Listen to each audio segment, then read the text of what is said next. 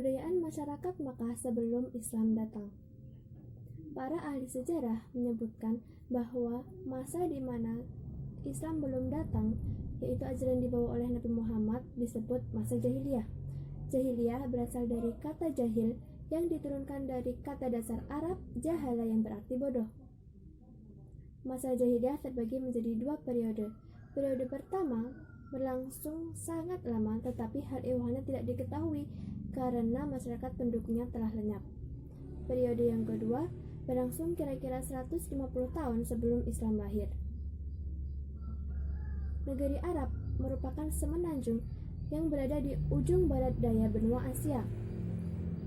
Perbatasannya sebelah barat berbatasan dengan Laut Merah, sebelah timur berbatasan dengan Teluk Arab, sebelah utara berbatasan dengan Gurun Irak dan Gurun Syam, serta sebelah selatan berbatasan dengan Samudra Hindia. Dari segi keyakinan, masyarakat Arab dapat dibagi menjadi beberapa golongan, yaitu golongan yang mengingkari adanya Tuhan dan adanya hari kebangkitan, kemudian golongan yang mempercayai adanya Tuhan namun mengingkari hari kebangkitan, kemudian ada juga golongan yang menyembah berhala sesuai masing-masing kabilah, dan yang terakhir golongan yang cenderung mengikuti ajaran Nasrani, Yahudi, Sabi'ah, dan ada juga yang menyembah jin atau malaikat. Perkembangan kebudayaan masyarakat Arab sudah terbilang cukup baik. Buktinya mereka dapat mengembangkan kebudayaan mereka dalam beberapa bidang, yaitu tradisi keilmuan, berdagang, bertani, bersyair, menepati janji, dan menghormati tamu.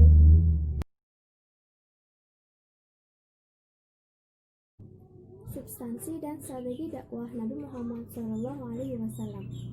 Pada keusia yang ke-40 tahun, Nabi Muhammad dianugerahi oleh Allah kecenderungan untuk melakukan khalwat atau berdiam diri.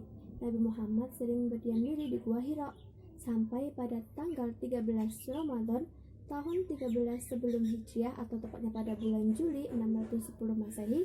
Nabi Jibril diutus oleh Allah untuk menyampaikan wahyu pertama kepada Nabi Muhammad, yaitu Quran Surat Al-Alaq ayat 1-5. Dari kejadian tersebut, Nabi Muhammad kemudian melakukan dakwah. Strategi yang pertama yaitu dakwah secara sembunyi-sembunyi. Dakwah ini berlangsung selama 3-4 bulan. Dari strategi ini, beberapa orang-orang terdekat mengikuti ajarannya. Mereka disebut as-sabiqun al-awwalun, atau orang-orang yang pertama masuk agama Islam. Mereka ini seperti Khadijah, Zaid bin Harisah, Ali bin Abi Thalib, Abu Bakar, Ummu Aiman, dan yang lainnya. Setelah dakwah secara sembunyi-sembunyi, Nabi Muhammad kemudian diperintahkan oleh Allah untuk melaksanakan dakwah secara terang-terangan yang disampaikannya dalam Quran Surat Al-Hijr ayat 94. A'udzu billahi minasyaitonir rajim, fasda' bima tu'maru wa a'rid 'anil musyrikin, yang artinya, maka sampaikanlah Muhammad secara terang-terangan segala apa yang telah diperintahkan kepadamu dan berpalinglah dari orang-orang musyrik. Setelah mendapat wahyu itu, Nabi Muhammad pun melaksanakan dakwah secara terang-terangan. Beliau melaksanakan dakwah di Bukit Safa. Para pemuka Quraisy yang tidak setuju atau menentang ajaran Islam kemudian melakukan beberapa hal. Yang pertama, mereka mendatangi Abi Thalib selaku paman Nabi Muhammad agar dapat mencegah dakwah Nabi Muhammad, namun itu tidak berhasil. Yang kedua, mereka mengutus Walid bin Mughirah dengan membawa seorang pemuda untuk ditukarkan kepada Nabi Muhammad. Mereka akan bangkit dan menyerang Nabi Muhammad. Yang ketiga, mereka mengutus Utbah bin Rabi'ah selaku ahli retorika untuk membujuk Nabi Muhammad. Dan yang keempat, mereka melakukan tindak kekerasan fisik kepada para pengikut Nabi. Dari tekanan-tekanan yang mereka berikan tidak membuat Islam jatuh, malah perkembangan Islam semakin meningkat.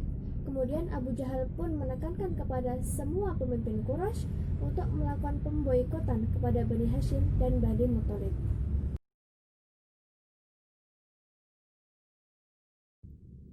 Peristiwa penting dalam dakwah Nabi Muhammad. Pertama, hijrah ke Habasyah. Hijrah ke Habasyah terjadi pada tahun 615 Masehi atau tahun kelima kenabian. Hijrah ini terbagi menjadi dua rombongan. Rombongan pertama dipimpin oleh Utsman bin Affan dengan 15 orang.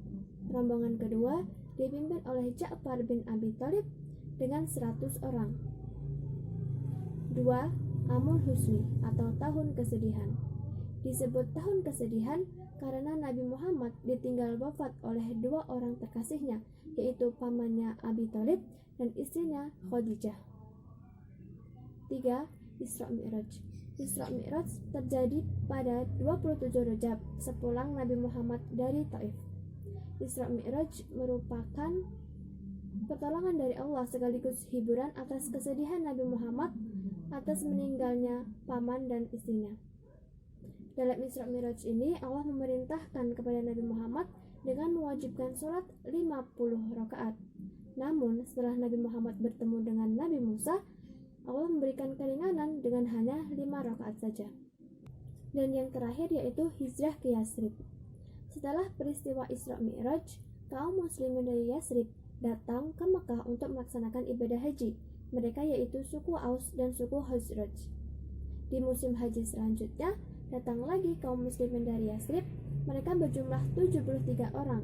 Atas nama penduduk Yasrib, mereka meminta kepada Nabi Muhammad agar berkenan pindah ke Yasrib. Mereka juga melakukan sumpah setia kepada Nabi yang dikenal dengan Baiat Aqobah. Baiat Aqobah pertama terjadi pada tahun ke-11 kenabian atau tahun 621 Masehi. Mereka berjumlah 12 orang, yaitu dari suku Aus dan suku Khazraj. Dan Baiat Aqobah kedua terjadi pada tahun 12 kenabian atau 622 Masehi yang berjumlah 75 orang.